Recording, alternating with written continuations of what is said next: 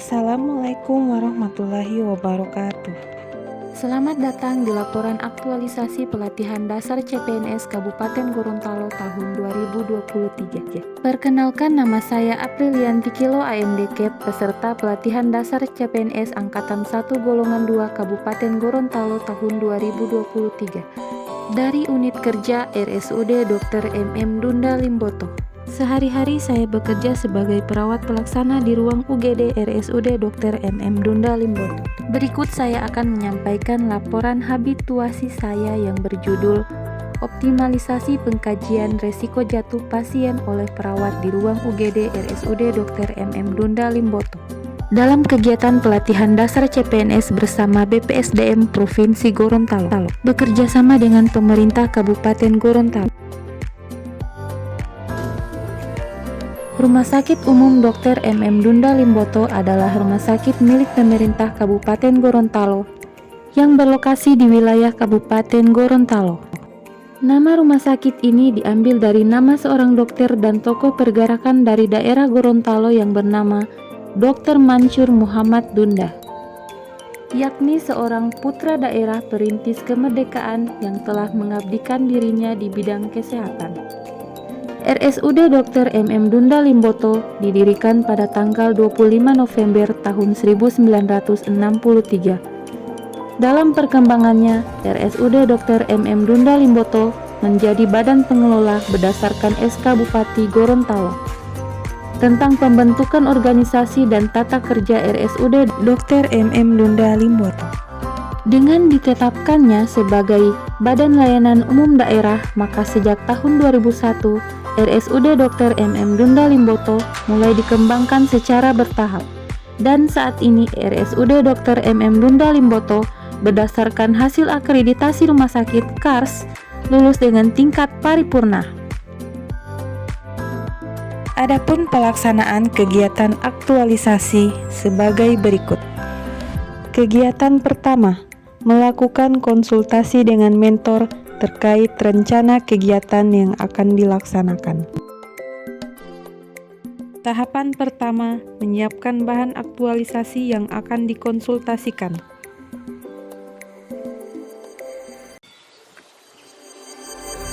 Tahapan kedua, membuat janji pertemuan dengan mentor.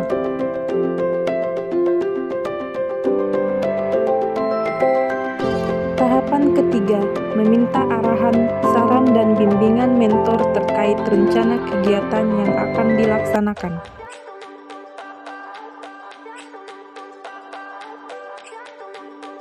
Kegiatan kedua, melakukan koordinasi dengan kepala ruangan terkait rencana kegiatan yang akan dilaksanakan. Tahapan pertama, menemui kepala ruangan.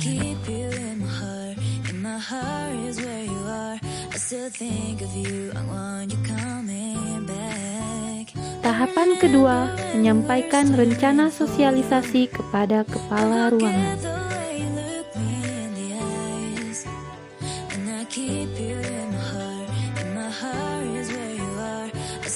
Tahapan ketiga, meminta arahan, izin, dan persetujuan pada kepala ruangan terkait rencana kegiatan yang akan dilakukan.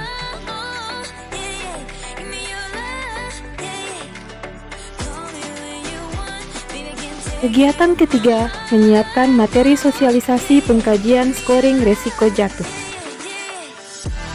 Tahapan pertama, mengumpulkan materi dari berbagai sumber di internet.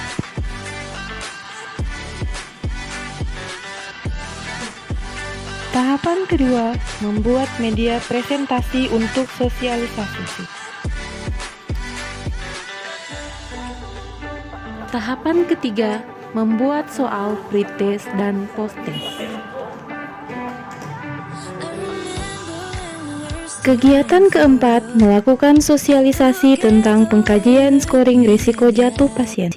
Tahapan pertama, berkoordinasi dengan kepala ruangan untuk mengumpulkan petugas UGD untuk mengikuti sosialisasi.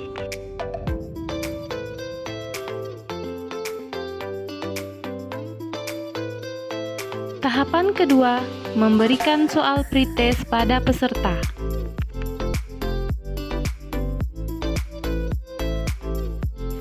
Tahapan ketiga, melakukan sosialisasi mengenai format pengkajian risiko jatuh.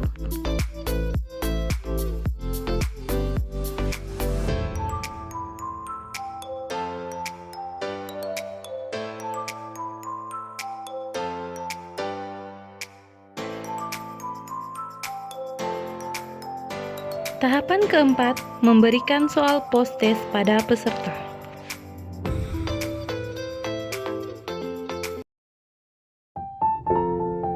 Kegiatan kelima, melakukan pengkajian scoring risiko jatuh oleh perawat.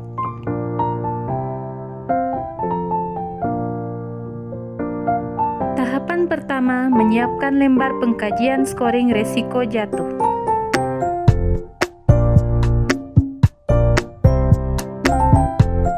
Tahapan kedua, menemui dan menjelaskan maksud serta tujuan kepada pasien.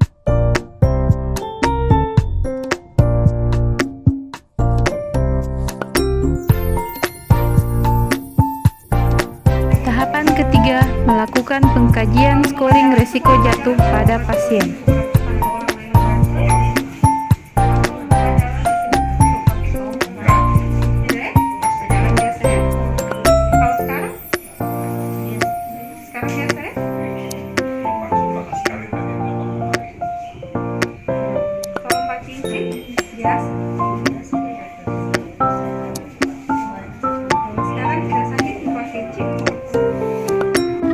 Kegiatan keenam, melakukan evaluasi pelaksanaan pengkajian scoring risiko jatuh.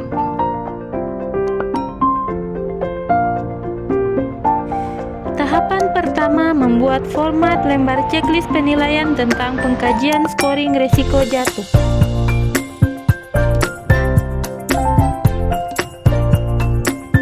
Tahapan kedua, melakukan monitoring pelaksanaan pengkajian scoring risiko jatuh pada teman sejawat.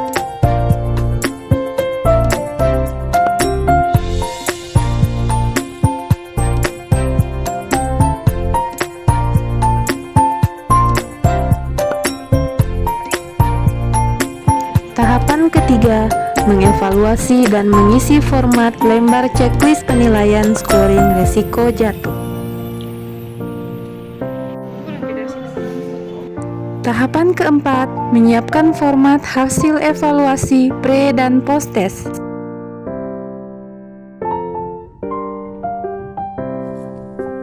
Tahapan kelima, melaporkan hasil kegiatan kepada mentor.